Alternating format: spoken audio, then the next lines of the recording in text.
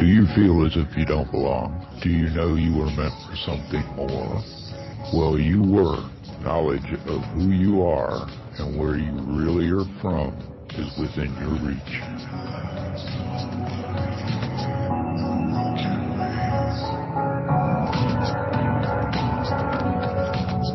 Join Janet Carol Lessin and Dr. Sasha Lessin as they search for the answers as they open up the Stargate to the cosmos.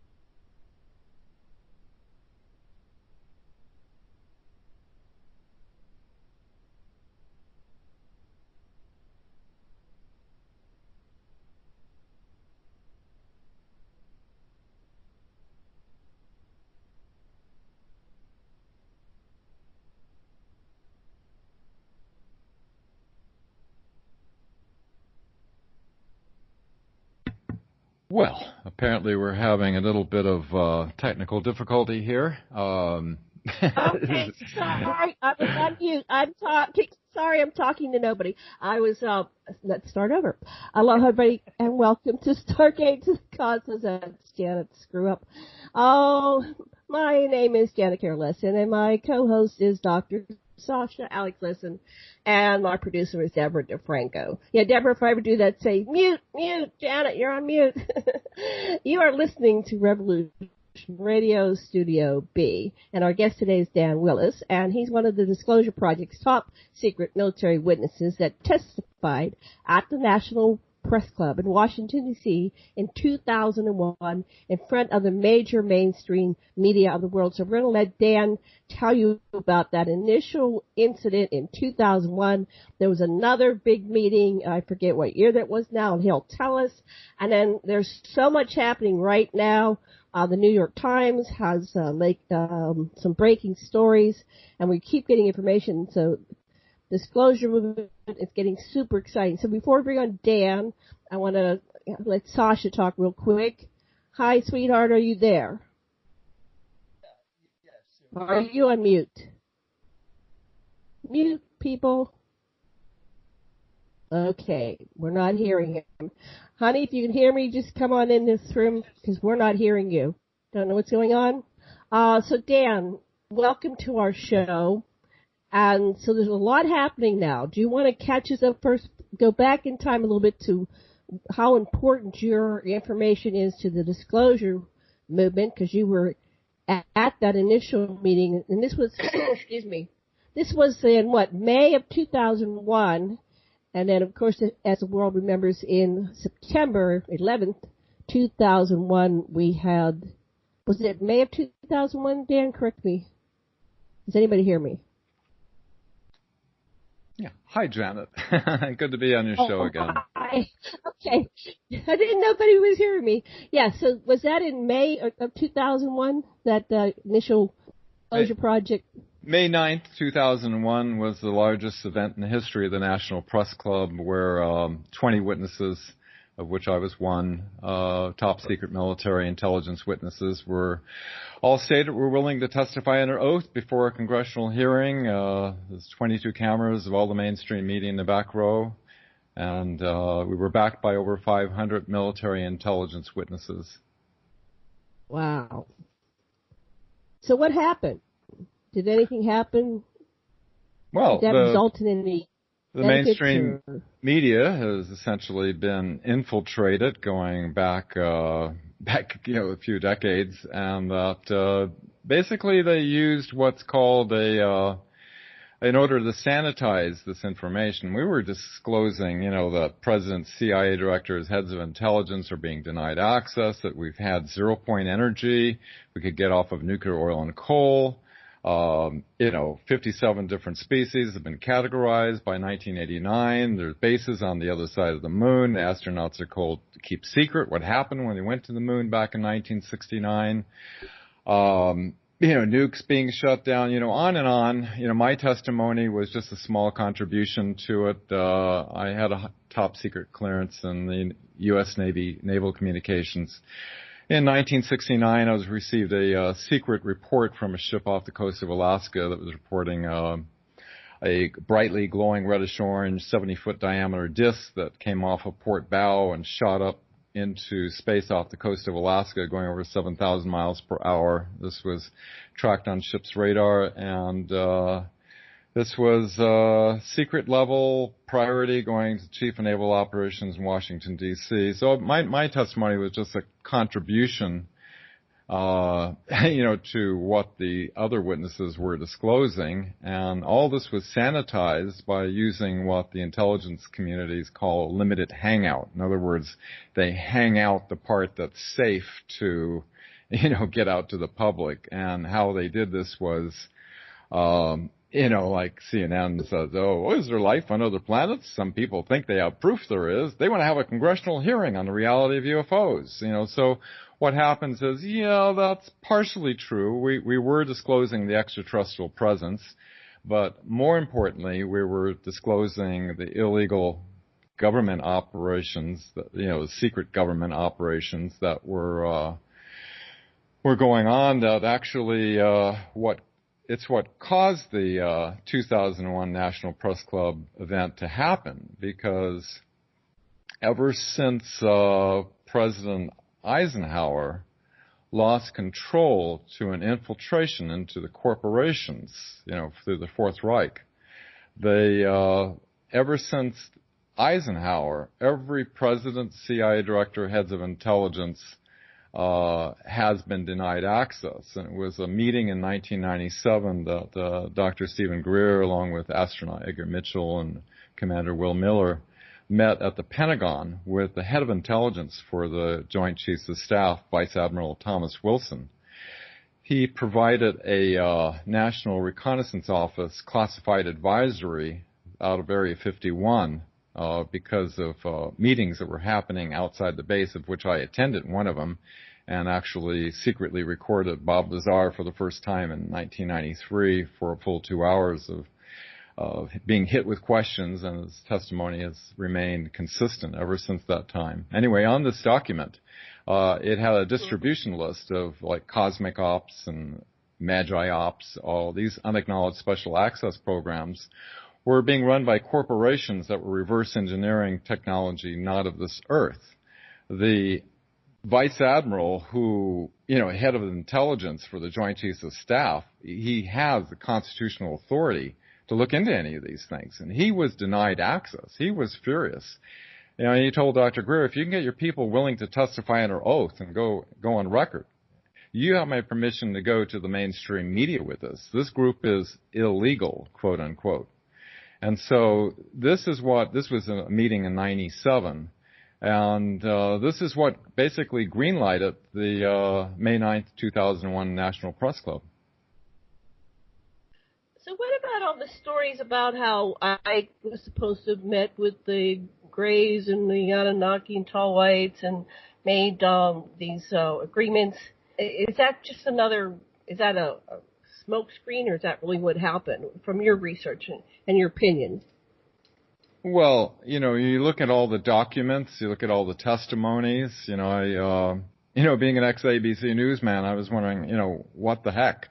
There's 22 cameras. The place is packed. Largest event in the history of the National, Press Club. The place is packed with reporters. And how could not any of this, get out into the public? Well, it, did through the internet. But the mainstream media is controlled by, basically 6 corporations that receive their coordinated talking points that fit an agenda that has been, going all the way back to, 1954 with the Bilderberg Meetings starting, which set up by the Nazi SS, that, meet with some of these heads of these corporations, and it goes through billions of dollars of think tanks that are run by the, CIA, and that engineer our consent and our perceptions, through the mainstream media. But as far as the question regarding it seems that Nazi Germany back in the early 30s, they had help, as Professor Hermann Oberth, who was Werner von Braun's mentor, said, we had help from people from other worlds. That's how they were able to intimidate both the Truman and Eisenhower administrations, because they had a 20-year advance. Nazi Germany developed anti-gravity in 1934. The United States didn't have it until 1954, a whole 20 years later.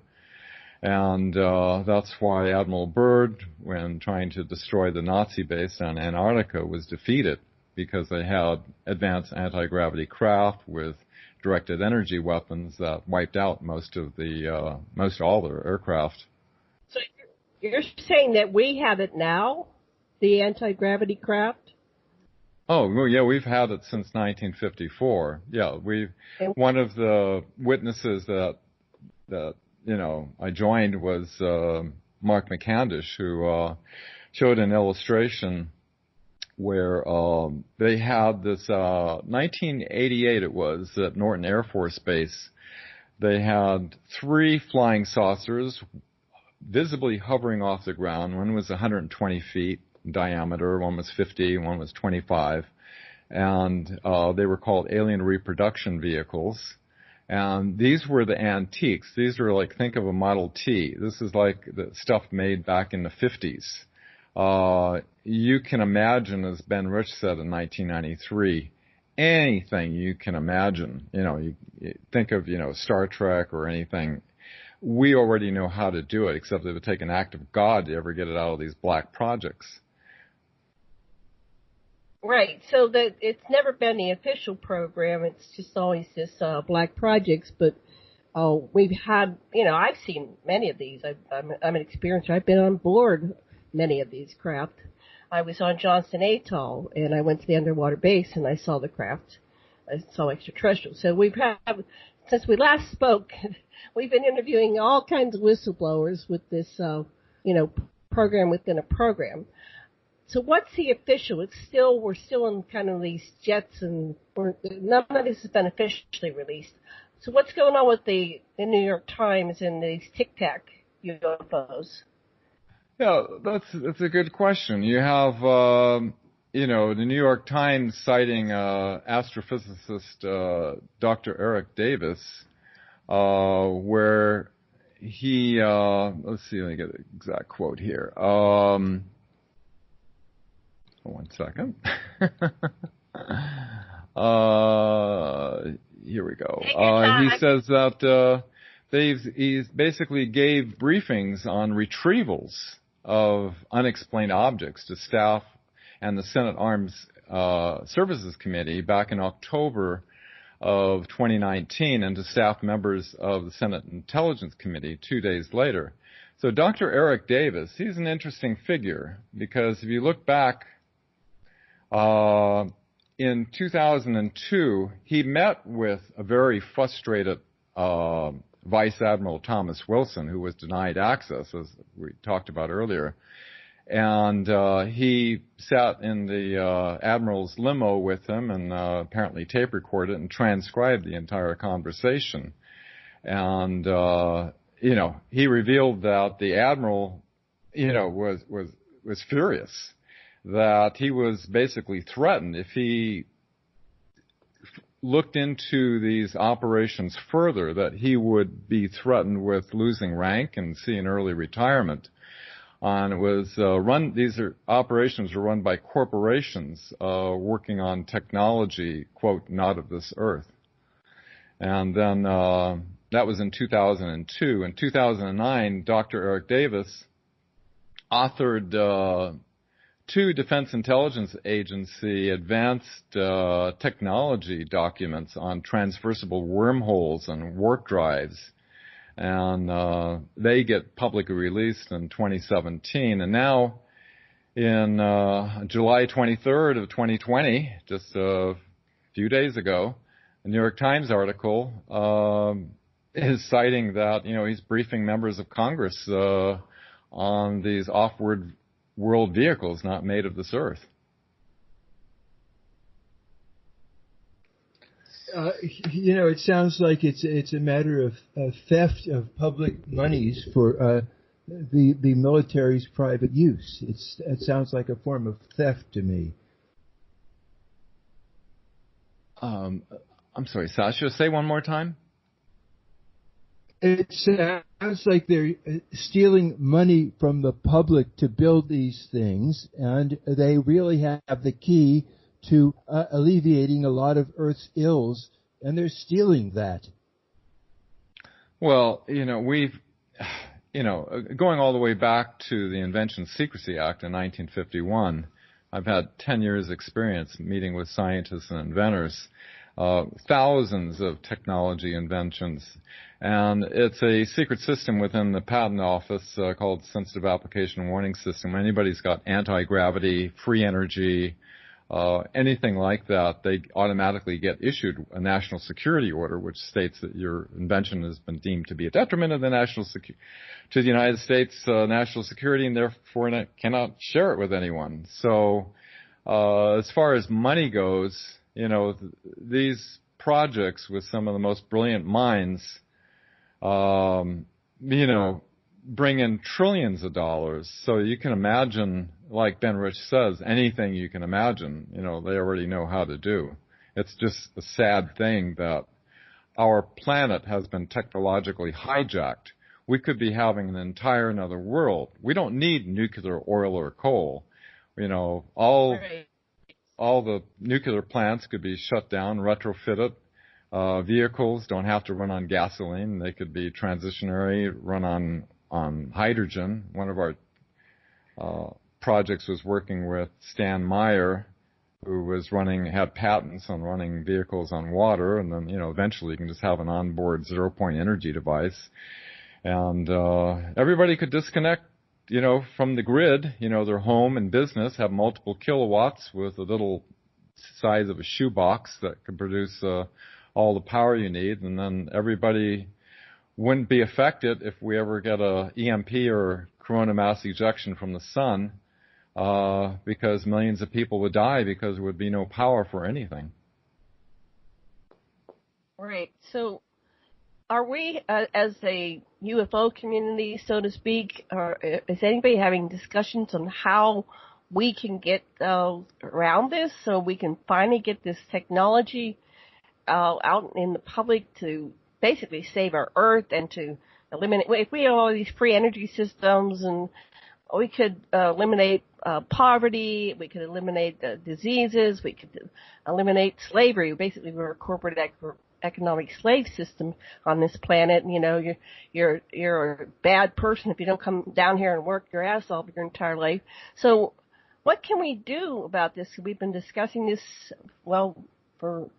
I guess Stanton Friedman brought out the initial information about the Roswell crash, and so the public has known about this for, 20, 30, 40 years now. And we're still like on a hamster wheel. We're not getting anywhere. Any ideas?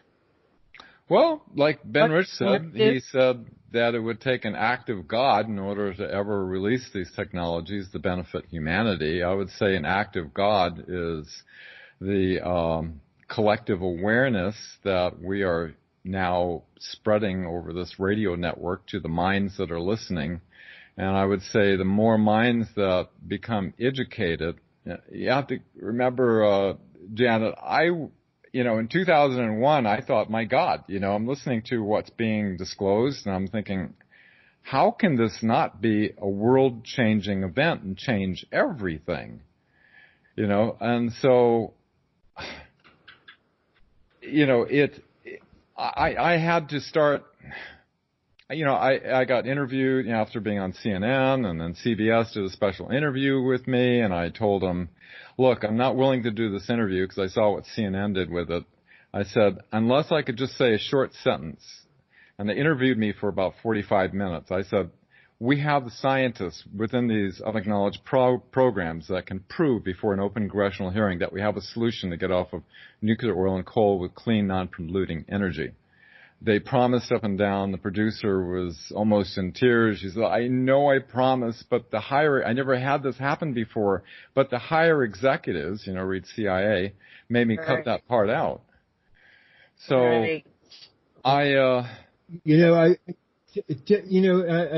it's a mix-up, but I sort of rumored or heard that basically 911, the takedown of the Twin Towers, as part of a scheme to take away civil liberties and kill Arabs, was partly also to distract from the fact that you were proving disclosure is needed, and that there's a lot of criminality that's been hiding it.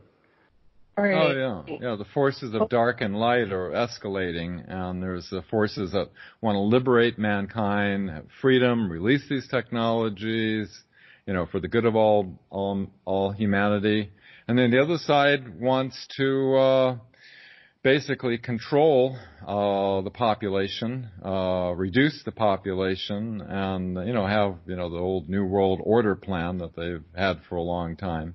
So you have these two elements that are working away on trying to forge the future of mankind or humankind on this planet.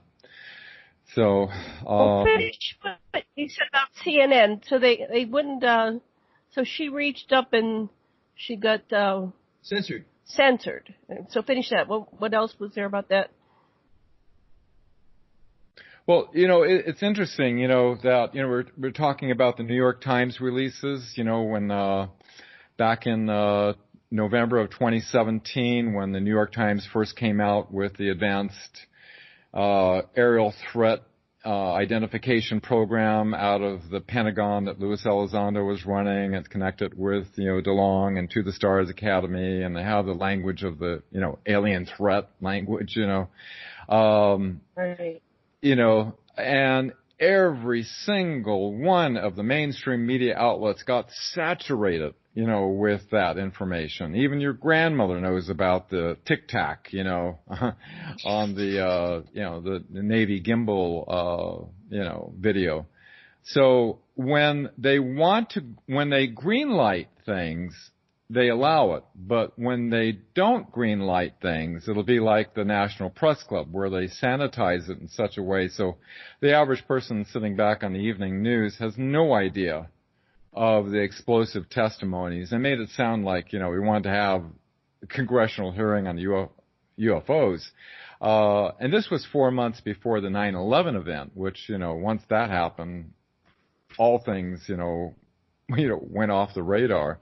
And so now, once again, the New York Times is coming out, and it's coming out probably in the same similar fashion. Well, New York Times is kind of at the core of the controlled mainstream media outlets, one of the core channels, along with Washington Post, CNN, and the rest of them. And so what's going to happen is you're going to see this proliferate all over the place because they want it into the public. They don't let this stuff come out unless they want to get it into the public's consciousness. And so that's why we're seeing the second New York Times, it's my belief anyway, after researching and going back and finding out how our mainstream media basically got infiltrated and hijacked and controlled, going back, decades ago. So is the New York Times a Rockefeller controlled outfit? Yeah, the Rockefellers seem to be tied into this a lot. Rothschilds, Rockefellers, the banking elite seem to be very tied in with the Nazi infiltration. That happened. So that our, they rewrote the official history of World War II, which basically hid the Nazi escape and infiltration. And the Nazis actually had a plan to infiltrate in and create a quote, matrix of perception. And they did that by rewriting the history books in 1946, and then in 1950, Operation Mockingbird by Alan Dulles, who was highly instrumental into the Nazi infiltration, which was appointed as MJ1 of the newly created MJ12 group when Eisenhower was in office. And he was the one that set up the assassination directive. Eisenhower was denied access. He threatened to go in with the First Army out of Colorado if they wouldn't allow him in to see what was going on in Area 51. Kennedy, 10 days after he tried to get the release of the UFO information from the CIA, he was assassinated due to assassination directives set up by Dulles. Presidents such as Jimmy Carter was denied access. CIA Director James Woolsey was denied access. Bill Clinton, as he said to Sarah McClendon regarding disclosing this stuff, he said, Sarah, there's a secret government in the government and I don't control it. So we've had this illegal rogue operation controlling all these years going back to Eisenhower in the 50s. What about the briefings that Reagan had at Camp David? Is that a true story? Oh, with, CIA Director William Casey, who said our disinformation campaign will be complete when everything the public knows is false. And, he was talking about, and the Project Dove, not only did they control our education of history and control our mainstream media, but they also, with Project Dove, as William Casey revealed,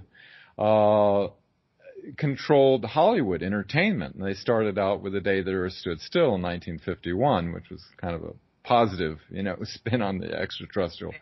But they've been in control of that ever since. And they also talked about,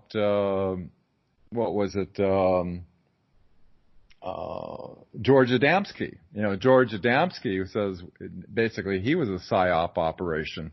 And if you look back at the 50s and you look at all the sightings of different people talking about seeing craft with swastikas on it and people talking in High German, and, it seemed pretty apparent that basically the German Nazi base down in Antarctica with their craft that they had developed were basically doing psychological operations back in the 50s to see how easily the public can be fooled. Well, that seems to be going on to this day. I think they still control everything, and so we think we have like Revolution Radio here, and everything that they're allowing out, we don't get to say this unless they want it. So somehow even what we're saying right now is serving their narrative and their agenda. Jim Morris says basically that they allow Dan Willis to tell his truth shows how powerful they feel because no one is doing anything about this terrible truth. All right. Are you there? Yeah. Okay. Yeah. So they've been controlling, you're saying, this narrative, and they've using a psychological, psyops to show how easily humanity is controlled. And if you go back to the Anunnaki, which is one of our fields, they've been doing it since humanity's been created. So, and part of this is the introduction of different religions and political situations and countries. Everything is divide and conquer, divide and conquer, divide and conquer. So we never unify, we never figure it out. What do you think about that?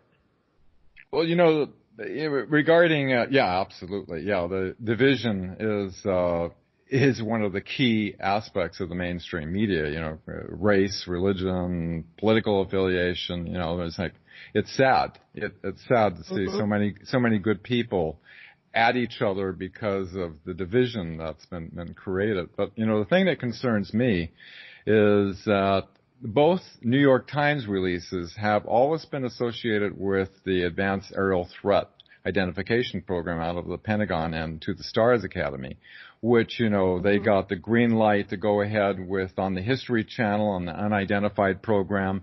And if you listen to all of it, you'll hear the word alien threat, all the time. We're like, the problem with this is, and they were talking about the Tic Tac. Well, it was in 2017 that a U.S. Air Force specialist that had the clearance revealed that the Tic Tac was actually a drone of the United States Air Force's secret space program, and was not an extraterrestrial vehicle, so it was not an alien threat. Basically, they were going up testing against the Navy's most advanced radar systems. So you have to, this language of alien threat, it goes all the way back to there's like three things that catch my attention. One, the report in Iron Mountain that came out in 1967 that talked about that, and LBJ suppressed it for all time. It said that, contriving a threat from outer space. Basically, the report was how to, seize control of the whole world and the population. So we're talking about contriving an alien threat, and you have to think about 1967. They already had anti-gravity craft, so they could have pulled it off. And then Wernher von Braun, in 1977, he talked about all the false flags that they had planned, which is, the terrorists, which happened, 9/11, and then, asteroids, and then the final card was going to be the hoaxed extraterrestrial threat, but it's all a lie, as, Rosen said. And then you have, during the 2016 election, which, at the Bilderberg meeting in Germany, they decided, Hillary Clinton was going to be their choice. And they were kind of panicking. And so they had a group, that was leaked by Anonymous, the Benson Strategy Group, which found that of all the different things that could dissuade, voters from going to the polls, I mean, they had, pandemics, they had riots, they had all these different lists. The one that got the most percentage, at 38%, was an invasion by aliens. So apparently they've had this old plan, but people are catching on. People will do any amount of research. It wasn't. I couldn't imagine in 2001, I couldn't imagine some of the stuff that was going on with the media and everything. It wasn't until many years later that a company out of Hollywood wanted me to write an article on media control with the UFO issue. And I gladly accepted because I knew many of these witnesses and I knew their testimonies. I was familiar with many authenticated documents, and so I decided to put a timeline together, and I put it up online at thewebmatrix.net, and it's all free for everybody, to look at and compare my notes with yours. And it goes from the year 1900 to present day, and if you start looking at all the authenticated documents, witness testimonies, all of a sudden it starts painting a clear picture of how we got to where we are today and the situation that we have. So where are we today? What is our situation? Well, what's our current, today? I don't want to,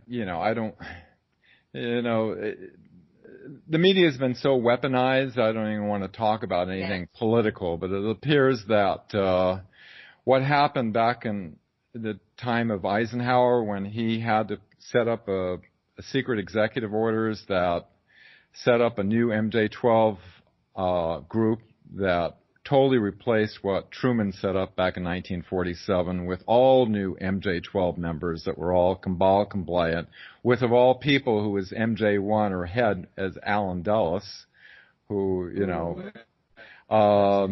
what happened was he knew that because they had to do somewhat of a surrender to this group. And, and Eisenhower tried to warn us in a very cryptic about the unwarranted influences. Only an alert, knowledgeable citizenry can protect our future liberties and freedoms. That's you listeners out there on Revolution Radio. What he did was he was afraid that in the future we would lose our constitutional republic. So he set up this institutional safeguard with this U.S. Marine Corps military intelligence unit that would become active in the future. And if it ever got to a point where, it just got out of hand and our constitutional republic was ever threatened in the future. And it appears that elements within military intelligence had to bring, I know a lot of people, don't like Trump, but they had to bring somebody in order to basically take out this entrenchment of these cabal members that are moving the country in a particular direction. And these people, I guess you'd call them white hats, the one that supported us to be able to go to the National Press Club in 2001, are wanting to liberate our planet from these forces. Well, I've been looking at that, and that too, and I know most of the people in the UFO field are into that, the QAnon, but to me that just seems like another level of psyops to just divide and conquer, because it's funneling all of our funds and support to this agenda, which is supporting the uber wealthy, and basically COVID is just, COVID's not killing the rich people. If you're rich enough, you'll survive this and anything else. You don't hear it, but right now it's just undermining our entire social structure, our economy, our ability to earn a living. And we're in this base shock or root shock or survival mode, and everybody's in lockdown or afraid to go anywhere.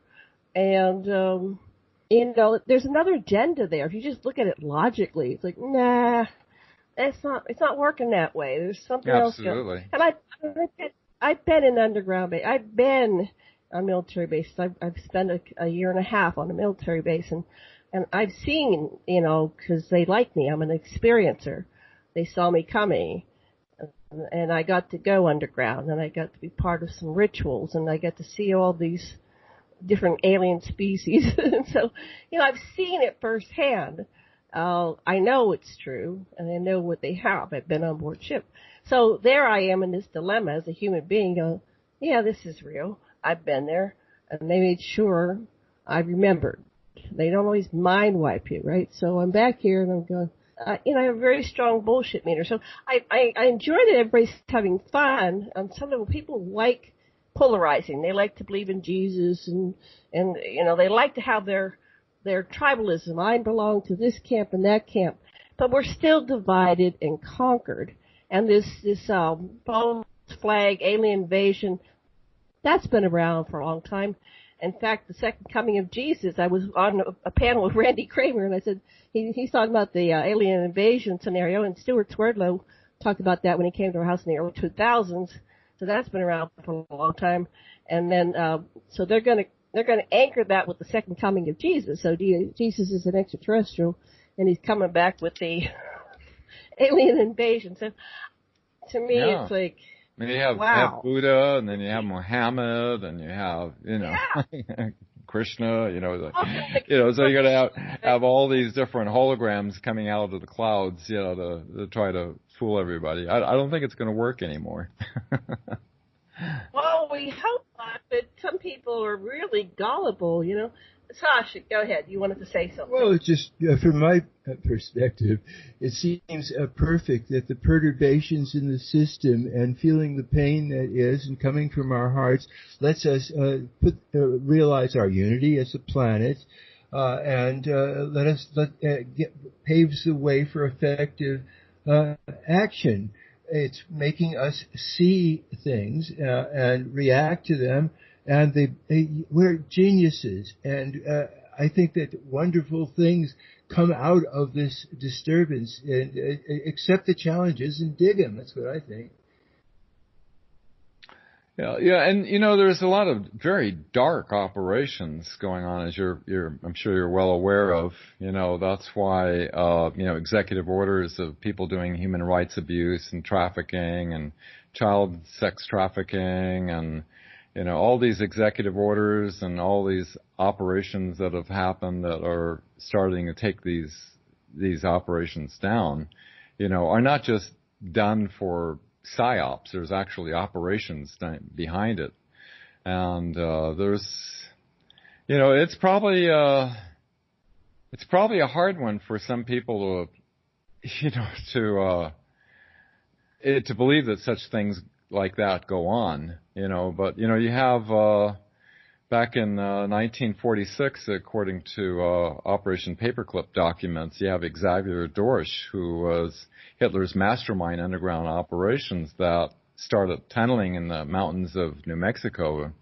And today we have like hundreds of these deep underground military bases that we have no idea what's, going on some of these operations.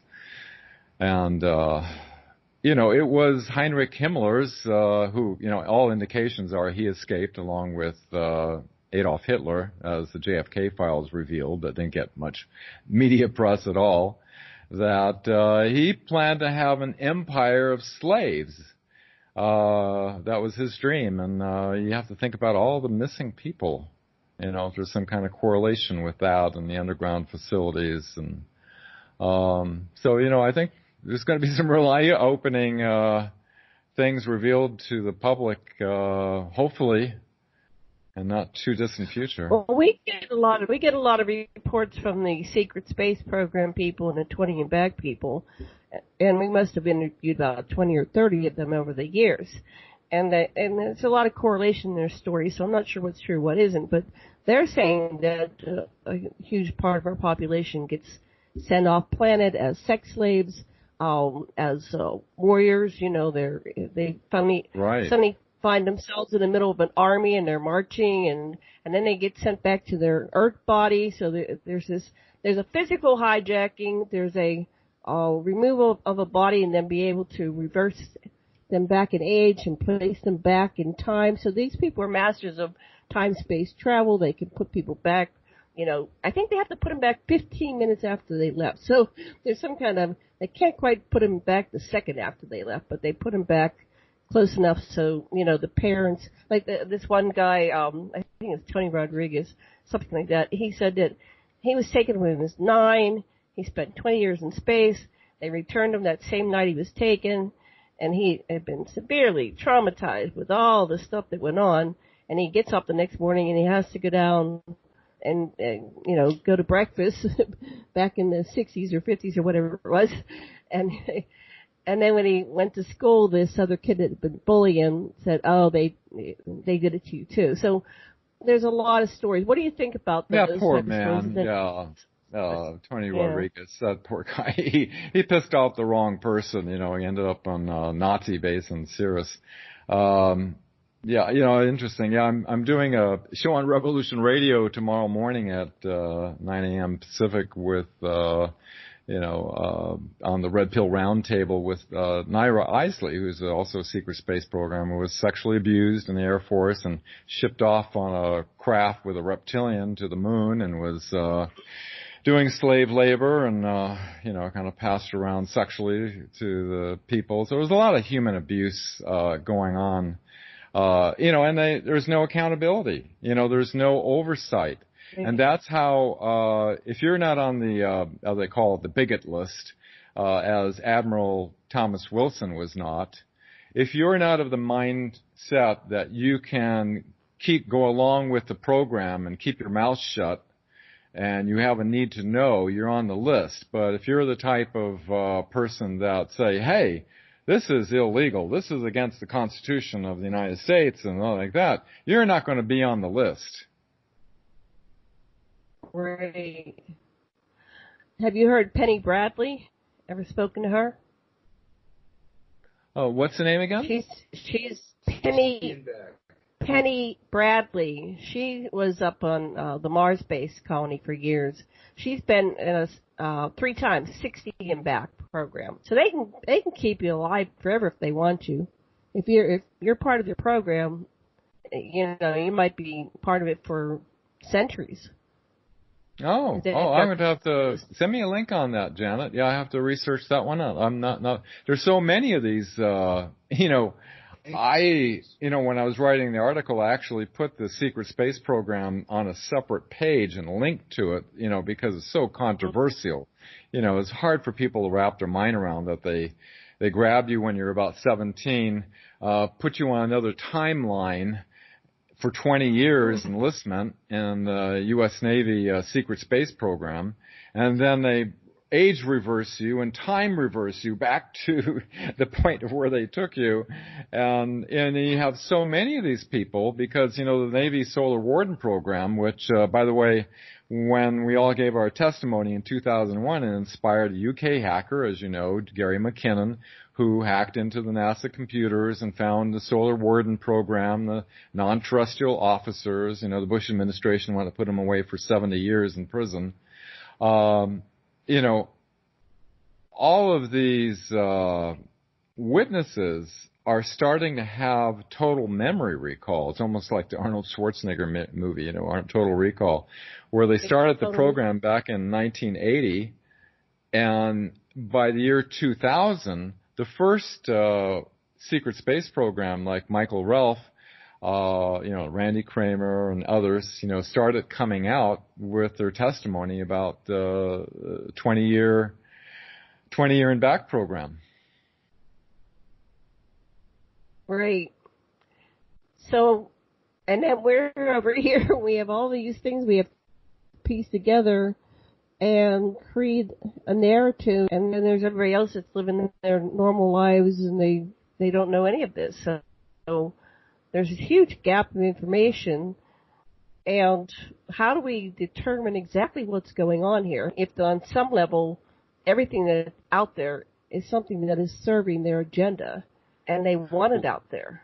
They wouldn't let this out there. Well, you won't get the full story on the New York Times or the Washington Post or any of the mainstream media outlets. You have to use your own discernment and look at multiple sources of information. Use your own logic and reasoning. What I like to go by as a rock solid foundation to base what I believe is a high probability is the hundreds of witnesses testimonies and the authenticated classified documents that have surfaced. And if you start, you know, again, my notes to share is at thewebmatrix.net. I don't make any money at any of this. I just feel it's like my patriotic duty because, you know, we each in the military swear to protect the Constitution against a domestic enemy. And from all indications, the mainstream media is a domestic enemy of the people of the United States. All right. Jana, I forgot to ask you, is this a 1 hour or 2 hour show? I forgot to ask 2 you. Hours. Yeah, it's 2 hours. So, you know, like I used to think I got this little, you know, conspiracy thing and I knew it all. But the more I know, the less I know because it's just, they control everything. So there's no really even not mainstream media that we can trust anymore. There's nothing. There's no news we can trust. It's absolute. All we have is a bunch of realities that sometimes you get 2 or 3 people that can agree on a reality, but it's just shifting so rapidly with new information. That's what they've done. They've changed it to total confusion. You just don't. Absolutely. Oh. Yeah, besides the extreme censorship that's going on, they muddy the waters with, you know, different accounts that come up with, you know, they associate, you know, flat Earth theory. You know, when people hear that, they, you know, they immediately think, oh, I don't want to have anything to do with whatever that person says, you know, because I don't believe the Earth is flat. So, what happens is, all the psychological operations try to keep you away from the truth, but truth has this like whack-a-mole, you know, it keeps popping up in different sources from different ways. And if you do enough research, you start, I don't ever say I've got it all figured out by any means, but I've seen enough, what I like to call indicators that point to an understanding of what's been hidden and is not being, not being covered in your mainstream media. And the mainstream media most likely, is tied in. If it's greenlighting something, it's tied in with an agenda. It's a lie. Yeah. Anyway, I think they have control of everything, including the conspiracy thing. Because I'm sitting here and I'll be shopping for tickets to go to the mainland or something, and I'll go into Sasha's computer and he goes, are you buying some dresses? I mean, we know everything. Sometimes it pops up with something you're saying on a conversation in your house. Big Brother is here. 1984 is here. And so I was watching The Good Fight, and they were showing how whatever agenda they want, they can introduce it, and they make all these stories up. So you go, okay, I'm on the thread. I've got the truth. It's the way and the light. I have the truth. But the flat earthers will argue their truth as much as the Jews and the Gentiles and the Jesus freaks. And it's like everybody is believing their own little reality within this earth realm.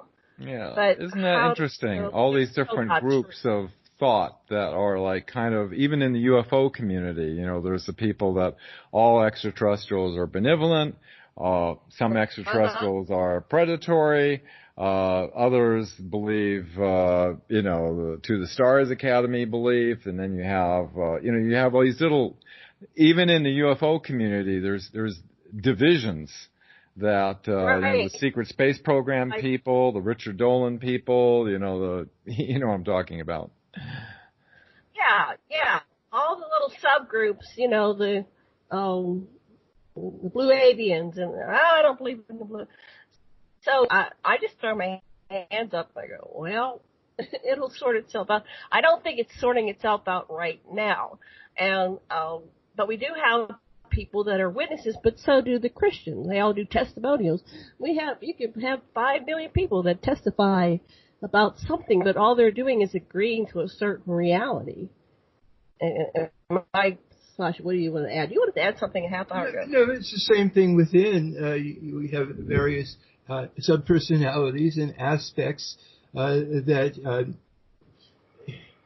can overtake us, and we also have the capacity to witness them and see what they really need and coordinate their needs. And I think that's what having a system with such powerful dichotomies in it that come to our attention does for us. It lets us see what do each of the elements in our system need to contribute, and how can these needs be met in a systematic, synergistic way. I think it's perfect, really. So when I was 4, I was up on a mothership, and they showed me 24 potential future histories, realities, whatever you want to call them, dimensions. And one was the absolute destruction of the entire planet. It blew up with some molecules. And the other end of the continuum was utopian. And then they said, well, which one do you want? So I chose the third one back from complete utopia, so we'd have something left to do. So that's kind of, in my opinion, that's kind of like what we're doing right now. Everybody's choosing their reality and where they want to go. So you might as well choose a nice one. So I think if we can pray and meditate and focus on some wonderful, incredible outcome that will serve all of humanity, not just like Star Trek, the one, sacrifice the one for the many. That's just another Messiah thing. And I think every generation has their Messiah. This one's going to do it. That one's going to do it. So that's what my conclusion is that all of the above, we have these potential directions to go, and somehow we're the chooser, and we're not making good choices because we've got, hundreds and thousands, if not millions of people dying of COVID right now. So this is some kind of perturbation that's happening. And was this a group creation that as a species, we needed something like COVID to wake us up. We need truth and reconciliation. We won't kill the people for all the crimes they did against humanity, but it's time to tell the truth so we can make some sense out of everything. So back to you, Dan. What do you think's going on? Well, as I said earlier, I think there's one group that's using its different cards to play. We talked about the false flag events that were planned. It was revealed that back in 2005 there was a British military fellow who attended the meeting where they had actually planned with high-level Freemasons to kind of attack China with a biological weapon. So, there's indications that, this was pre-planned. You look at the event 201, that happened several months before, and one of the main things they stressed was, to control the perceptions on the social media platforms. And then, you have all these different glitches in the mainstream media reporting with, you see these. Looks like it's next hour. We're at the top of the hour. Hold that thought. We'll be back in 4 minutes, and please mute. We'll be back in 4.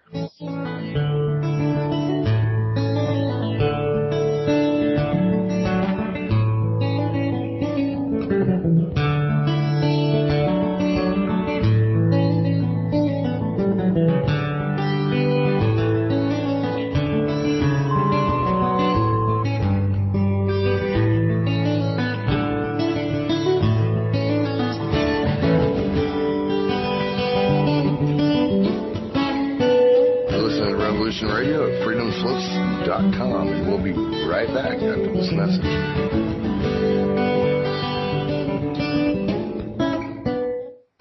Many years from now, would you be willing to trade all the days from this day to that for one chance, just one chance, to come back here and tell our enemies that they may take our lives, but they'll never take our freedom!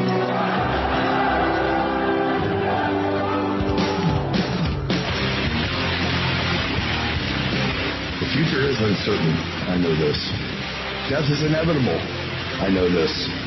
But one thing is certain, as free men, it is our right to live unencumbered and in peace. And those times are quickly drawing to an end. And in these times, peace is certainly an illusion, and as the chains grow tighter, our ability to slip those chains increase incrementally with every passing moment. Inaction is no longer an option. It's time to raise our voices like a cacophony of thunder and lightning and tell the masters no more.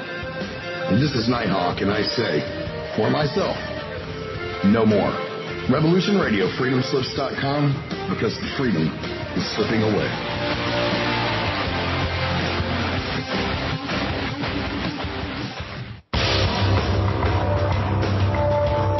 Hello, my name is Mr. Rowe.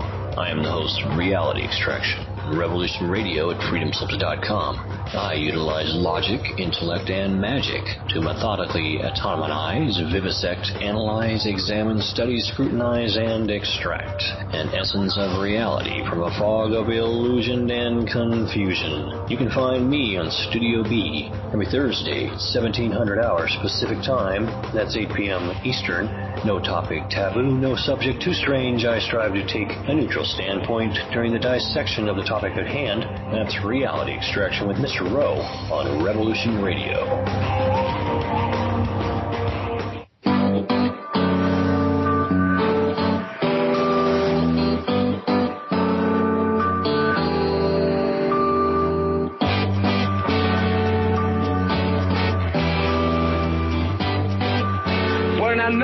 Syndicalist commune. We take it in turns to act as a sort of executive officer for the week. Yes. But all the decisions of that officer have to be ratified at a special bi-weekly meeting. Yes, I see. By a civil majority in the case of purely internal affairs. Be quiet. But by a 2/3 majority in the case of more... Be quiet. I order you to be quiet. Look, you stupid bastard, you've got no arms left. Yes, I have. look! It's just a flesh wound. I don't believe I've seen such a display of courage, skill, nerve, grace, and stupidity. I'll do you for that. Oh, what? Come here. What are you going to do, bleed on me? I'm invincible. You're a loony. The Black Knight always triumphs. Roundtable Live, Monday through Friday, 1 a.m. till 4 a.m. Eastern Time. Bring your mind, bring your ideas, bring your voice. King Arthur had nothing on us. Here at Revolution Radio, freedomslips.com.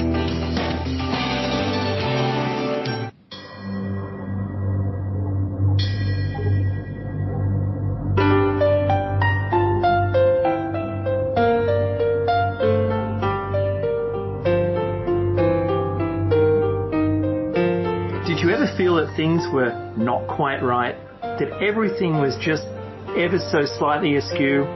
Do you have, to paraphrase Morpheus, a splinter in your mind? If you're interested in hearing the latest information about UFOs, the paranormal, ancient cultures and structures, monatomic elements, longevity, fantastic discoveries in science, download it to your brain, then tune into us. Hi, I'm Dave. And I'm Mackie. And we are Shiny Side Out, Sundays 2 to 4 a.m. Eastern. See you then. Revolution Radio, freedomslips.com. You don't need to expect us. We're already here.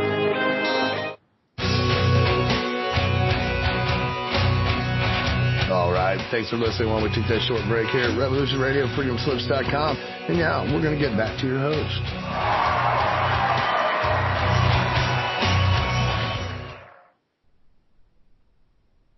Aloha, everybody. Welcome back to Stargate to the Cosmos. I'm your host, Jenna Lessin, with Dr. Sasha Alex Lessin, producer Deborah DeFranco. You're listening to Revolution Radio, Studio B. And our guest is Dan. Back to our show, I'd like to remind everybody to please go to the donation button at the top of revolution.radio and make your donation. There's a tab top left, and in the center there's a Patreon tab, and you can make a recurring donation. And we want to thank you very much for making your donation to Revolution Radio. Okay, so, Dan, did you bookmark where we were when the commercial... Oh, I do want to say, Deborah. Hi, Deborah. Do you have any questions or comments before we begin this, or for this second half? I do, but let him finish where he was so I don't distract him, and then I'll ask my questions. Okay, go ahead, Dan. Oh, I was just, in the last hour, I was just commenting that, a lot of people are noticing that, the death rates and the cases that are being reported, that the numbers in flu, heart attacks, everything else is been going proportionally down to the coronavirus deaths. You've got 5 governors that sent, positive patients into nursing homes that ended up with almost half of the death numbers. And you've got, the mainstream media kind of, making it sound like a dangerous drug, the hydroxychloroquine, when you have all these doctors coming out saying they're having incredible success. People are getting better within 48 hours using it. There are all these little glitches in the matrix of this pandemic situation. And there's many more. There's the hospitals are getting a lot of money, like $37,000 if you die on a ventilator, with the COVID. If they list, everything has to be listed according to the guidelines. And then they have people that are just associated with people, adding, like, instead of one person, you have like 16 people. So now you have not one case, you now have 17 cases. So the cases numbers are being grossly exaggerated. And it all seems to a lot of people that there's a lot of fear that's being pushed with this this whole thing, and it seems to be tied into the election and control of the election, because of the possibility of manipulating the mail-in voting. Well, we have a lot of manipulation, and like I said, it's hard to determine what is absolutely the truth. I don't know if we're ever going to sort this out. I don't know how they figured out how many died in 1918 in the Spanish flu. I don't know how we ever figure out anything on a given year, because there's so many people that deaths have been they go unreported, especially in a situation like this. So we don't know for sure, but we have all these stories. But if you look above the stories, the COVID versus there is no COVID, the mask versus no mask, the vaccine versus no vaccine, the ultimate agenda is to divide and conquer. Divide and conquer. So we get further and further divided. Now we have the Black Lives Matter, and are these people being sent in to escalate it? And so there's all these factions. Everything is just another reflection of divide and conquer, divide and conquer. So I've seen recently these maps of what they want to do to create the second Civil War and divide the United States into 4, 5, 6 different countries. What do you think about that agenda that's being put forth, that they really want Civil War II? As George Soros said, his ultimate goal was the destruction of the United States, because the United States is actually standing in a way of being able to have this one world, new world order. They have to bring us down to almost like a third world country, which they've been working on, in order to do so. Because if, with our military might and our nationalistic way, that they can't, they want to remove all the borders everywhere and just have one planet that they can have, maybe have the UN, patrol everybody and have control. And, Bill Gates is working with DARPA on these nanobots that can go into the vaccine, and he's already got patents that can use cryptocurrency, measure what the body is doing, and scientists have come out and saying that this can work with the 5G signal, which Elon Musk wants to blanket the entire planet with, thousands and thousands of these 5G satellites, so no matter where you go, you can interact with it, and it sounds pretty horrific actually for a future to me.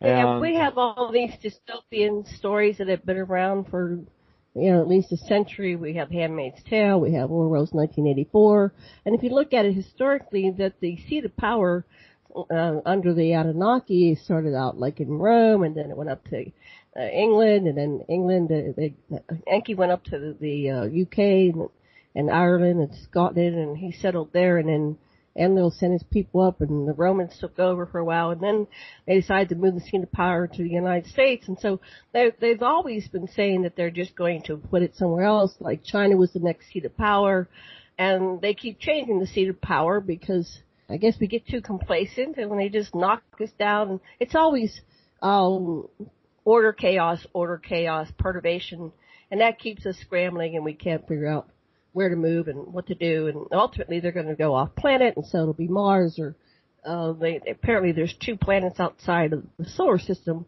so they're always shifting the seat of power. What do you think about that, honey? You're back there.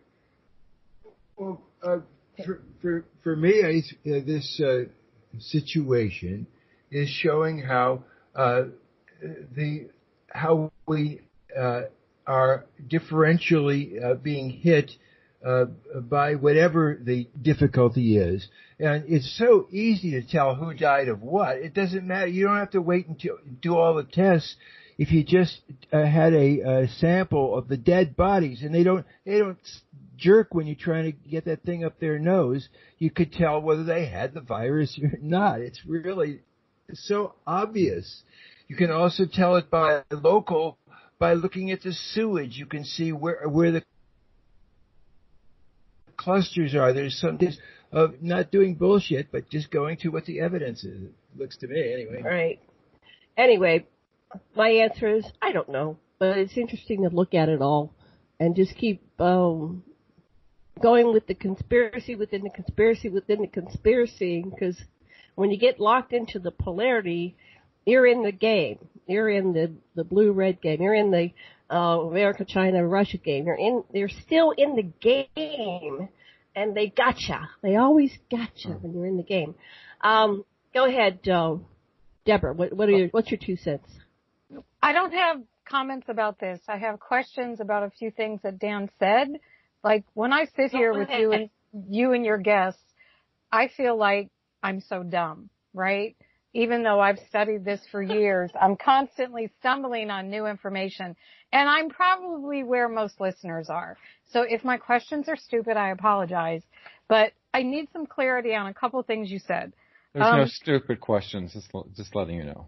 You said something about we're all learning. The Fourth Reich and the Nazi SS infiltrating other countries. Explain that more to me. I've heard elusiveness to that, but I've never found anybody who could explain this to me. Well, it infiltrated the United States.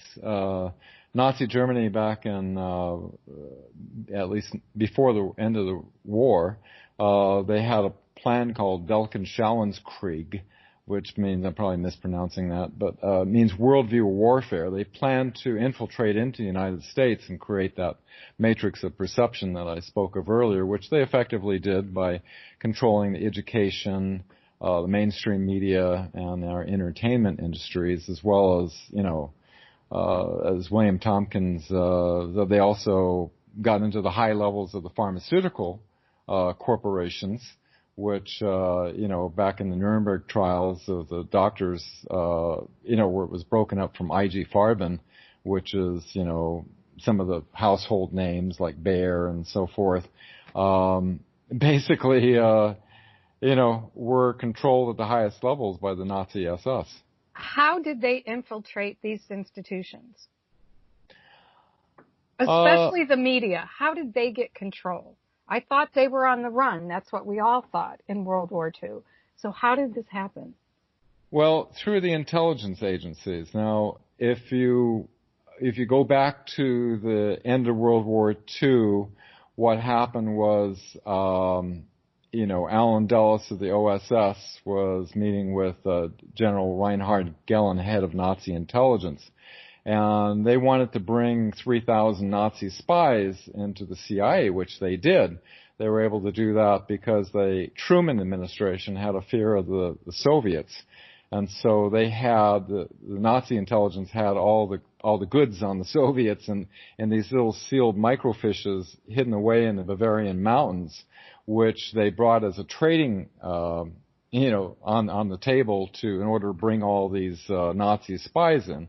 And, as you know, they got in high positions of NASA as well. So, making us believe, along with Walt Disney and Werner von Braun, that we needed rockets to go into space when they had already achieved, anti-gravity all the way back in 1934. And so what happened was when the intelligence agencies, basically with 1950, with Operation Mockingbird set up by Alan Dulles, the intelligence agencies at the highest level, now you have to remember back in 1980, at the highest level of the media corporations, back in 1983 or so, there was like 50 media corporations, and now there's only 6 that control just about everything you see and hear. And so what happens is at the highest level, such as the New York Times and Washington Post, CNN, and so forth, they have, and Times Magazine, this is a factual statement. There are, CIA intelligence operatives. And so they are coordinated with think tanks that create the scripts. When I was an ABC newsman, I had no idea when I was ripping off on the teletypes, this is back in the 70s, a long time ago, the American Press, United Press International, and doing the news report. I had no idea who's fabricating this text that I'm reading. And the same with the newscasters. They're reading teleprompters. And, there's been many exposés on the internet where you have all these different networks, and they're all saying the exact same thing, because they're all reading the teleprompters. They, and some are trained by the CIA, like Anderson Cooper, and Generoso Pope, who was trained by the CIA, how clever the Weekly World News is kind of like the National Enquirer. They had all these discrediting alien stories. So people in their mind, as they go through their groceries in the checkout stand, they would have all these discrediting stories about aliens. So people just think, aliens and stuff, effectively sanitizing it out of people's interests, So that's how they do it. So who are the talking points? You say the media receives talking points. Who are they receiving the talking points from?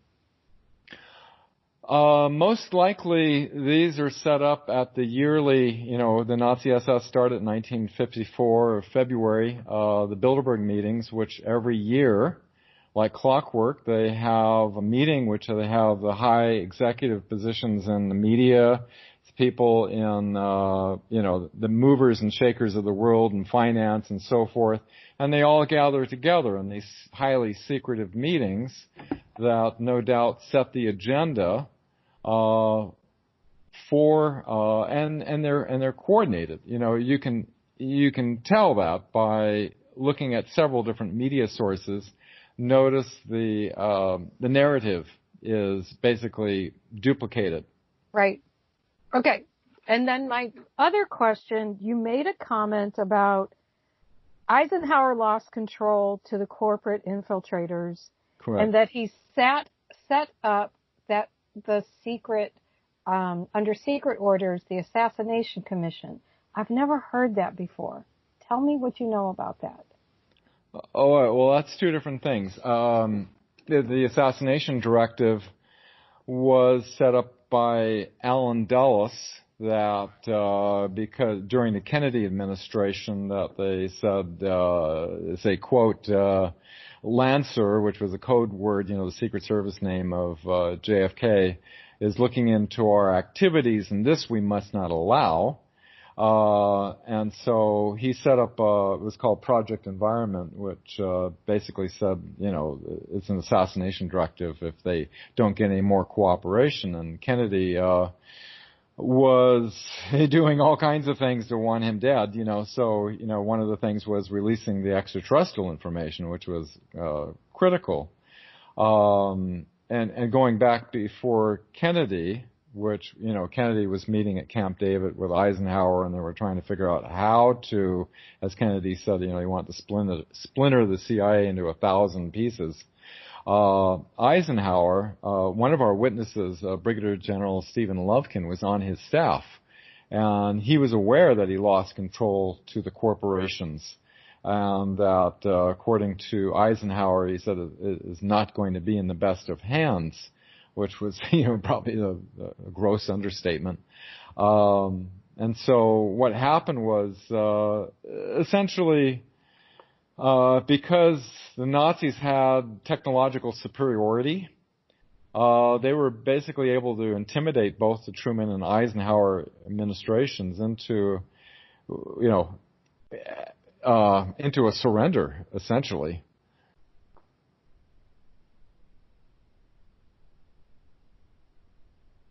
I apologize. Okay, this is all new to me. Sorry, I was on mute. Okay. So how are the corporations allowed to lock out the President of the United States? Well, in his famous farewell speech, he talked about beware of the misplaced powers and the unwarranted influences of the industrial military complex. That's a famous speech. What was not fully, it kind of was cryptic. You could tell the whole thing to the American people, what was actually going on. What happened was, an agreement was made, and the agreement was made back in, I think it was February of 1955 at Holloman Air Force Base, when one of the Nazi discs that came up from Antarctica, of according to William Tompkins, the witness, met with Eisenhower at Holloman Air Force Base, and that's where they kind of, from my understanding, is where they hammered out the surrender, which, the Nazis couldn't beat the industrial might of the United States. We could build 10 or 20 tanks and planes for every one Nazi Germany could build. But Nazi Germany had advanced technology superiority where they had, as Admiral Byrd found out when they tried to take out the Nazi base down in Antarctica, they wiped out all his aircraft with their flying anti-gravity craft, which had directed energy weapons, as testified, by some of the witnesses that were there. And even Admiral Byrd talked about, a warning about these objects that can fly at incredible speeds from pole to pole that America has to watch out for. But, he was all silence. He was a 33rd degree Freemason. And so what they did was, notice in 1950, right after that agreement, 1956, 57, I think, Operation Deep Freeze happened, where we started sending out a whole lot of stuff down in Antarctica. So what happens is, when Eisenhower lost control, he basically had Nelson Rockefeller, who was his vice president and a Knight of Malta, restructure the complete CIA MJ-12 operations, where they moved everything from Wright-Patterson over to Area 51 and S4 to do the reverse engineering operations. And from that point on, our legal government has essentially been denied access, as Admiral Wilson found out. But how can they deny the president? That's what I don't understand. He ultimately decides who gets security clearance and who doesn't. So how can they? Yeah, but how can they deny him? Yeah, how can they not? There's many levels above. The president doesn't have access to everything. As Admiral Wilson found out, he would have constitutional authority as the head of intelligence to be able to look into these things, if anybody. And he was basically threatened, to back off. The president, it's like Jimmy Carter. He had a UFO experience, actually. Right. Filed out a report. And one of the witnesses, of the 20 witnesses that I joined, Daniel Sheehan, had direct knowledge that here a sitting president was being denied access by George H.W. Bush, who was the CIA director, right, because one of his promises was to release the UFO files. So, and President Clinton, he was, he had a CIA director, although he was on Jimmy Kimmel and saying, I sent some aides out there, Area 51, there's no aliens out there. No. He sent his CIA director to look into it, and the CIA director, James Woolsey, was denied access, and that's what brought Dr. Greer into a meeting back in 1993, where, he brought a huge stack of documents substantiating reality. The words out of the CIA director's mouth was, I know the subject's real. I'm trying to figure out why the hell I can't gain access to it. How can we possibly disclose what we don't have access to? That's what basically had Dr. Greer meeting with military advisors, and they started collecting witnesses, of which I'm just one of over, hundreds of witnesses. You answered something for me. I could never understand why the government turned to Dr. Greer for answers. Now I get it. Well, yeah, the normal channels of government right, are being, are being blocked. It can't go through military or intelligence channels. They reach a dead end. That was all my questions. Now things are becoming clear. Thank you for spinning that out. Oh, yeah, anytime. I just wanted to make a comment back when we were on, I don't want to go any further on the pandemic, but also it's just kind of interesting that all these false positive tests are coming up with giving all these cases that the evening news is saying, oh my God, the cases are spiking, go to the roof. And then you have the president of Tanzania,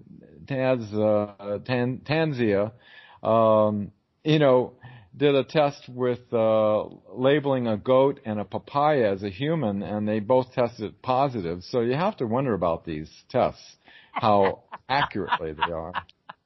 That's funny. I didn't know that.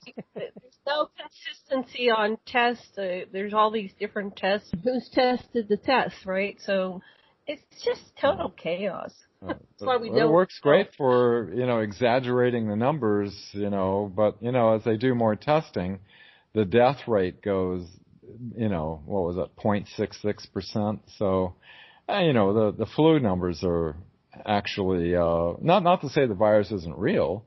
I'm just saying that there's a lot of exaggeration in the cases, that are being, artificially inflated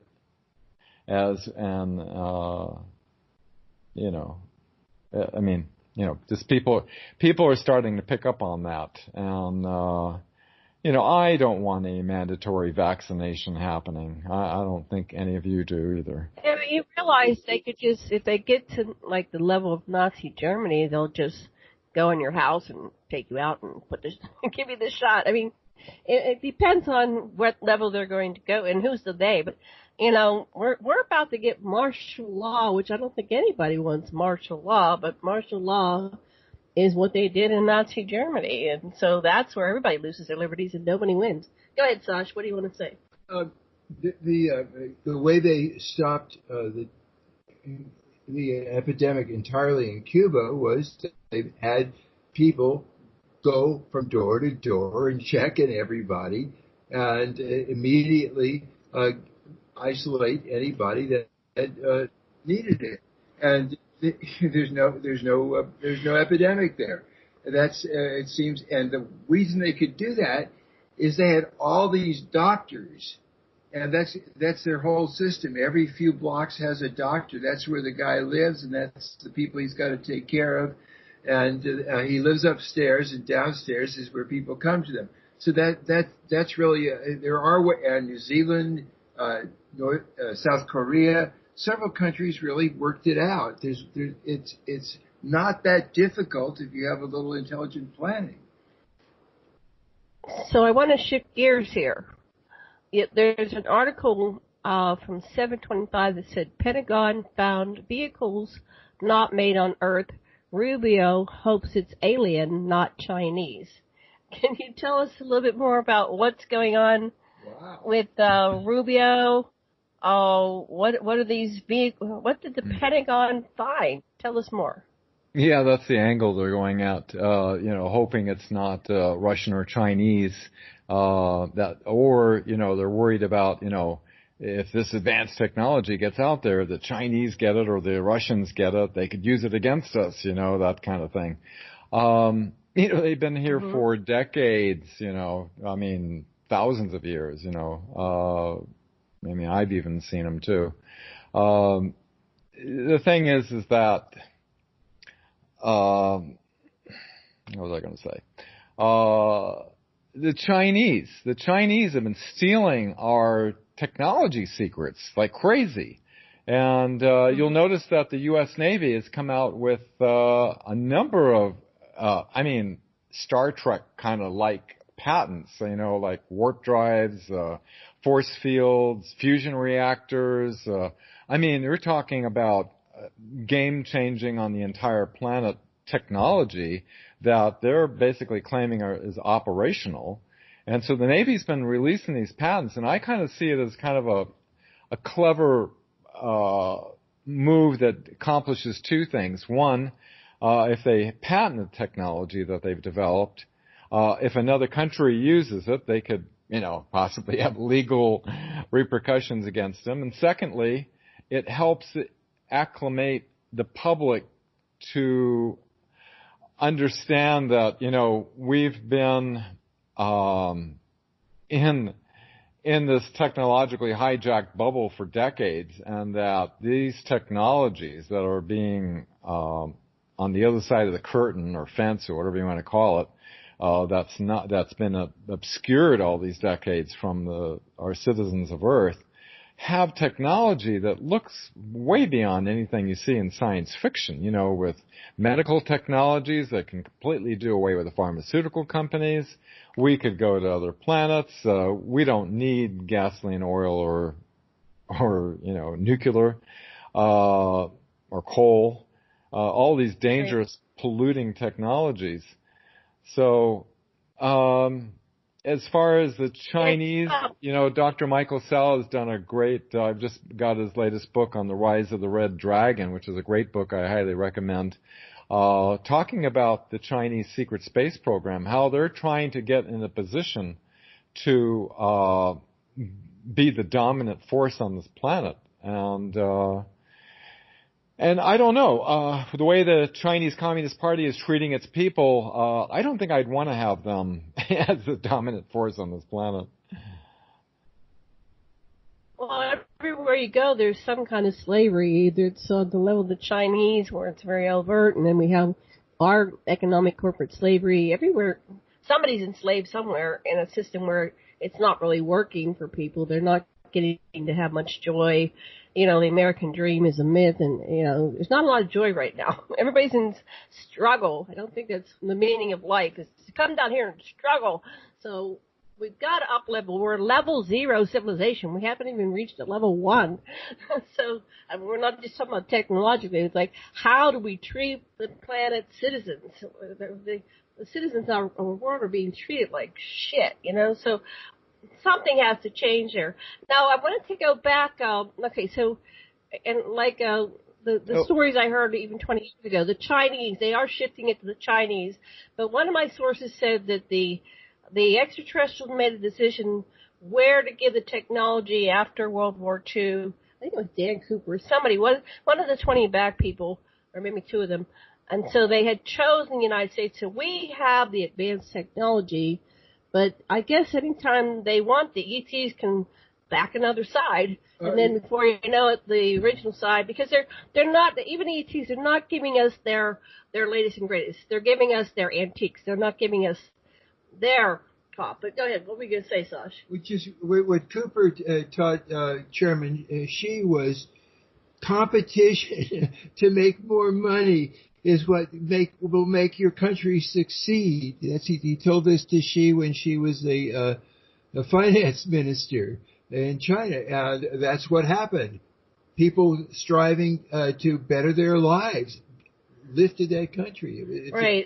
Originally, when they came to the United States back in, I guess it was the 70s, they were trying to understand how we worked here. So Dan Cooper was in the college, and he spoke with them, and they said, well, we just think we're making the decision just nuke America and take it over that way. So he had this honest conversation.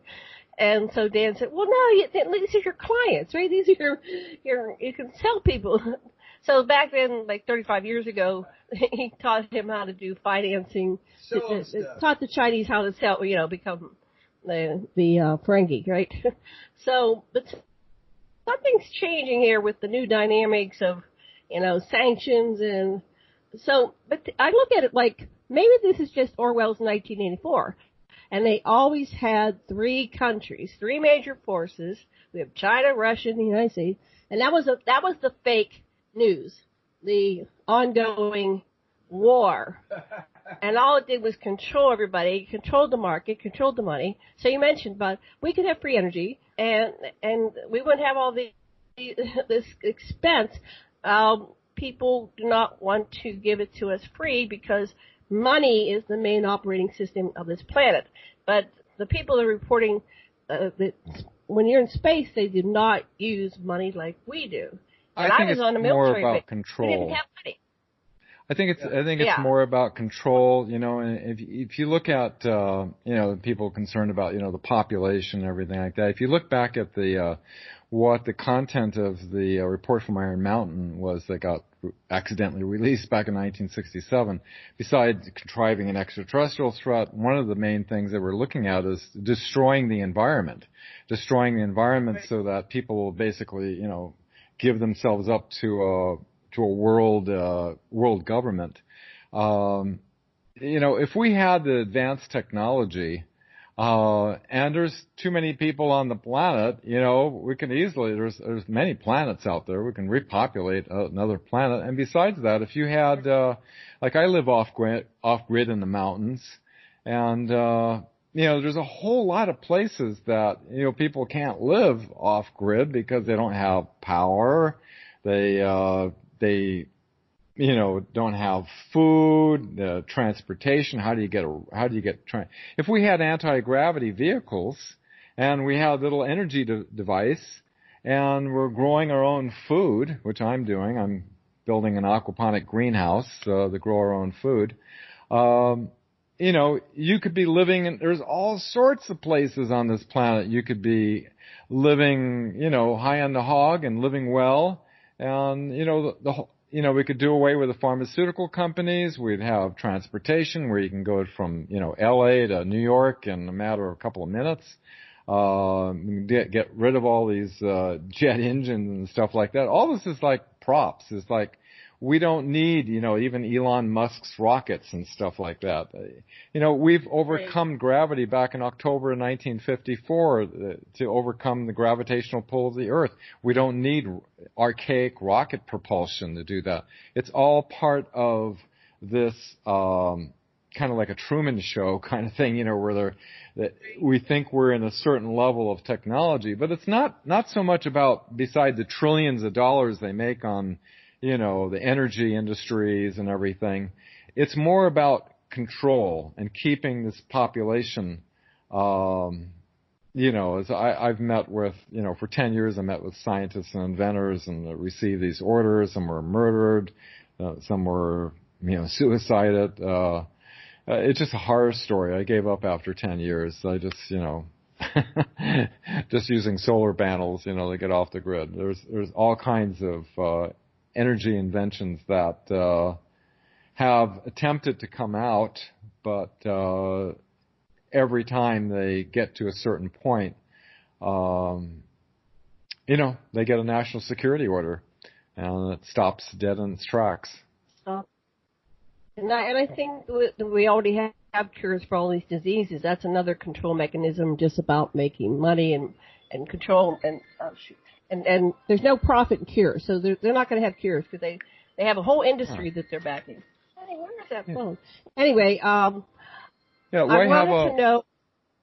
Oh, I was just going to say, why have people dying slowly because of all the eugenics things that they're doing to people and the environment and our food and everything? Why have people suffering? Why people going to wars? Like I had to go to combat action in Vietnam because of that false flag event. Why have all this suffering on this planet when we don't have to have that? We could be living the world could be a beautiful paradise. You guys are living in a beautiful place over there in Hawaii. But, it's only as beautiful as the rest of the world allows, because of these encroaching, elements that want to essentially enslave. There's this one side that wants to have human trafficking, enslavement, population reduction. And there's another side that wants to release the technology, expose the deceptions, shut down the deceptive mainstream media outlets, and it'll take a while, of course. It just doesn't wave a magic wand overnight. But what a much better way to go, where we have technologies that can cure anybody, that can, lost a leg, they could regrow your leg, right away. It's like we can completely do away with the. My great grandfather was the president of the Homeopathic Medical Society, so I feel like I kind of have it in my DNA up against the big pharma, because. The doctors don't get any. My mother had cancer, and the doctor said she was going to die, and I took her across the border because it's illegal here, and she lived to be 91 years old, and it was in her 70s that she had cancer, and the doctors don't get any training in nutrition. They're all basically trained to be pimps for the pharmaceutical companies. So then that goes to the conspiracy within the conspiracy. So if you look at it, like, who really rules this planet? Is it the reptilians? Is it Dracos? Is it the Anunnaki? There is somebody that wants to keep us in this game of struggle, suffering, lack, controlling every aspect. What do you think? So what's really going on? Who's the puppet master? Because I think everybody in it, Putin and Xi and all, Trump, they're all the puppets, and then we're the pawns in this big chess game of existence. It seems to me that you could have a model that it's acephalous, that it's just a system and it works a certain way with one group of mafia, then another group of mafia getting in charge and organized. You could look at it as a system rather than a person. Okay. Well, anyway, have you unraveled that level, looking above this, conspiracy within a conspiracy? Well, all the players involved, the dark hats and the white hats, everybody and the extraterrestrials that are behind them, all have to play by certain cosmic universal laws that are immutable. And so, there's sort of almost like in the, Star Trek where, the prime directive, they can't interfere or else they probably, get tied in with the karmic of the planet rather.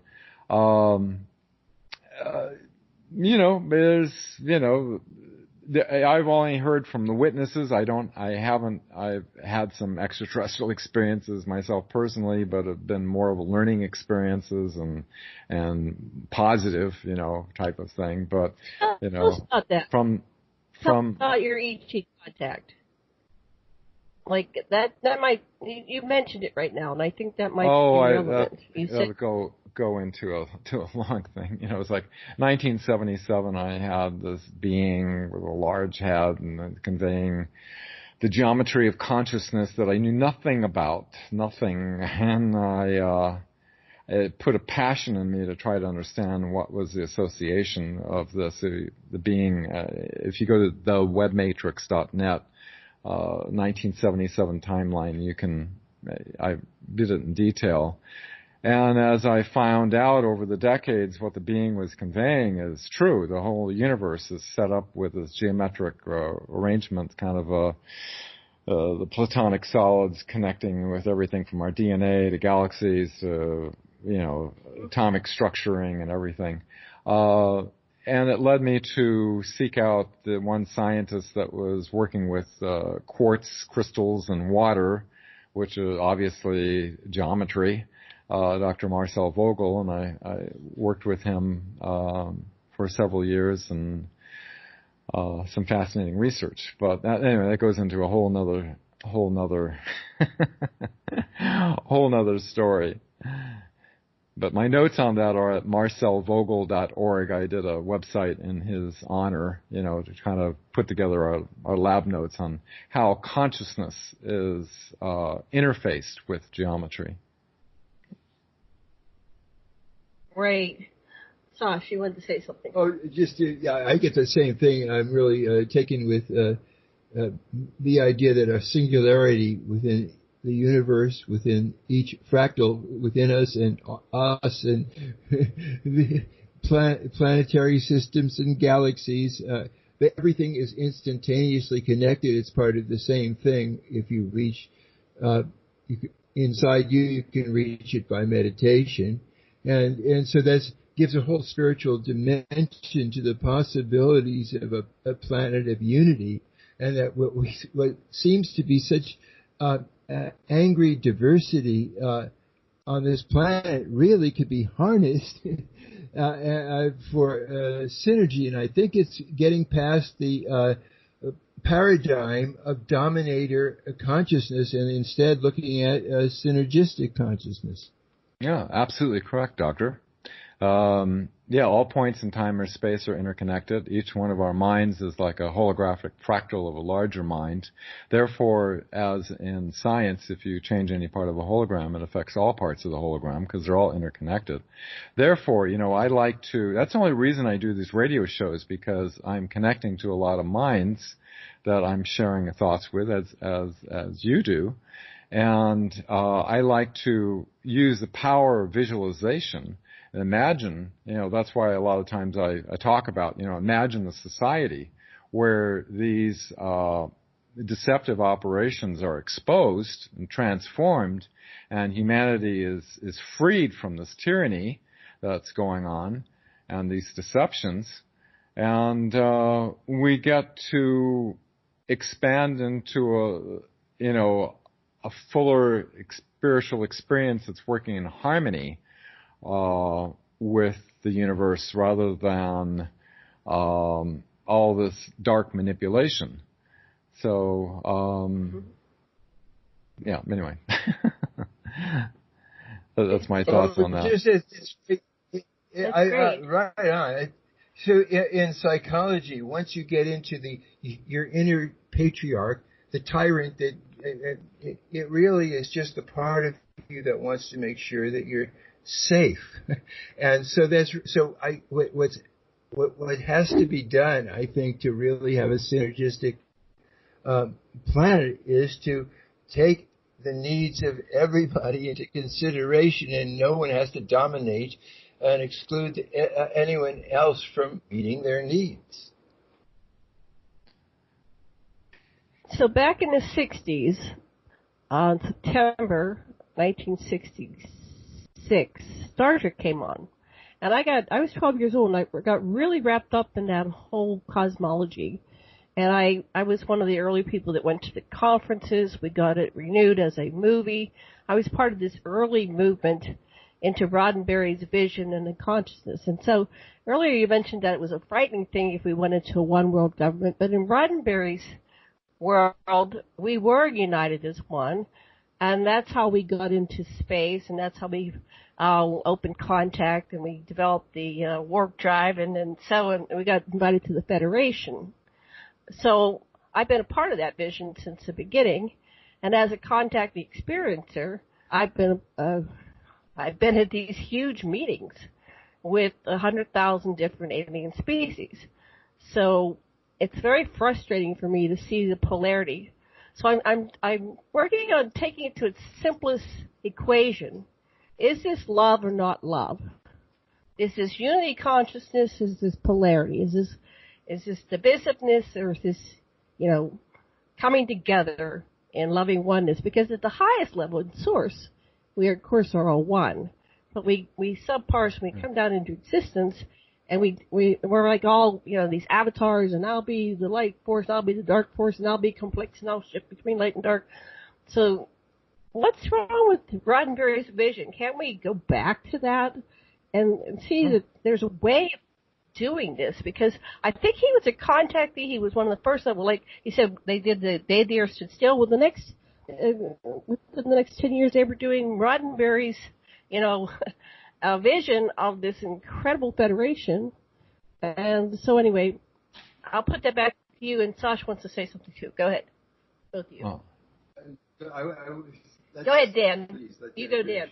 What do you think about Roddenberry? Was he a contactee? Did he have the story? Oh, you're speaking about Gene Roddenberry? Yes, Gene. Yes, Gene. I worked with Gene. I knew Gene. I was there when he was alive. And he was sharing this vision of what was to come. And it was very real. I mean, there were 20,000 people at the conference in New York City. This was a huge movement.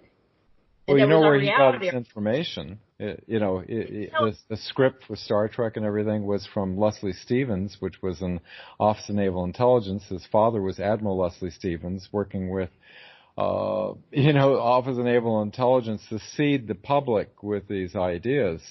I think what's important is that so long as the public is not aware that we have these amazing technologies of, futuristic technologies, so long as they're not aware that such a reality could transform life on Earth, it poses no threat to those who maintain control of these advanced technologies. But there are the white hats that, as for lack of a better name to call it, the people that, like you and I and many, many people that you related to back then, in your heart, you want to have that kind of life, one that you're not having to watch your back all the time or having to worried if you're being lied to or, deceived. You want to have a life that, where everybody is biologically supported with their health and they can live long and prosper, like Spock said. But that can't occur so long as everybody thinks that, our iPhones and our Androids and our rockets to the space shuttle or the nuclear oil and coal is our current state of advanced technology. As long as we think that is where our current state of evolution is, and they don't realize that there's this whole other world that is just being kept psychologically and keeping us at a division, so that we're fighting amongst ourselves. Nothing. But if all the minds together, like Sasha was saying, if we are all interconnected, and as we have a tremendous power to affect reality, if we realize that reality can, if you don't realize that reality can change into this incredible world, you won't be able to change it. But if you realize that you can do it, just like, Uri Geller bending a spoon, other people can bend spoons if they see somebody else being able to do it, we can change this reality. And that's the only reason I'm on Revolution Radio, to try to put that seed out there. Thank you. So, go ahead, Josh. Well, just, in the Anunnaki analogy, a lot of the problems we have on Earth were from the royal house on Nibiru. So the Anunnaki say were Marduk, who became known as Satan here, felt like his due. He was supposed to be the king in his turn, and he felt he never got his chance, and so forth. And so you can look at the satanic or super competitive, murderous things that go on the planet as a person whose needs aren't being met. And what was his needs? His needs were to be respected and recognized. And that's what we all have. And I think we can go from there and we can really create something so that we coordinate our activities so that it's win-win-win all around. Absolutely. And thank you for the tireless work of years that you guys have been on the radio helping to educate people. I just want to give gratitude for you doing that. Thank you for all you're doing, and I'm really appreciative that you came back again and you allow us to go into some thinking outside of the box, because when you're in the box, you're just in the box, and our whole planet's in this box. But I think what you said, visioning it, so I'm inviting people to go back to the original vision, which was that we had first contact and it was positive. We didn't have the dark and alien invasion, that the white hats are not just the polarity here on the earth, but there's a whole faction of the universe that is white and light and loving, and they're here rooting for us, and they're inviting us, because I have been to the meetings of this federation. A.R. Borden, who is either not with us or he has run away, has been to these meetings of the Federation. We are getting people reporting, like Gloria Hawker and other experiencers, that they are working with these higher level consciousness beings, that they love humanity, they love the earth, they want to see us succeed, and they're here. And I think at a certain point they're going to say, enough of this polarity game, and they're not going to let us blow ourselves up. Maybe that's like a Messiah complex thing, but, they're going to come in and rescue us again. But I keep envisioning a positive outcome, much like when the Berlin Wall came down in one day. It could happen overnight. What do you think of that? We have about 2 minutes left. Go ahead. Yeah, absolutely. Yeah, Eisenhower, when the corporations wouldn't allow him to do the agreement with the Nordics, and so they had to end up with the Draco, and 1 year later. Yeah, absolutely. You gotta see. Yeah, I think what we have, the challenge at hand is bridging the psychological divide that's been created, and realize that we are each other's brothers and sisters, and that we all in our hearts want the same thing. And that's the current challenge right now, because as you can see, the censorship and the disinformation and the psychological operations are attempting to divide and separate the country, where we need to realize that our power is in unity, and we need to reconcile all our perceived differences that have been manipulated. Oh, yes. Okay, so one final minute. Tell people how they can reach you, your websites once again. Oh, www.thewebmatrix.net. It has my email there. I'm on Facebook at facebook.com/disclosure witness. I just got banned, from posting something. I just invite people, I'm just sharing my notes. Dr. Michael Salla, he's contributed greatly to a lot of my notes because he's doing some incredible research. He was inspired by the 2001 National Press Club that the university fired him. So, those are my last thoughts. Thank you. Well, that's our music, and I want to thank you very much, Dan, for coming on again. Enjoyed it immensely. Thanks, Dan. Thank you, Deborah, for producing. Enjoyed it. Blessings. Thank you. I enjoyed it. Put on the camera.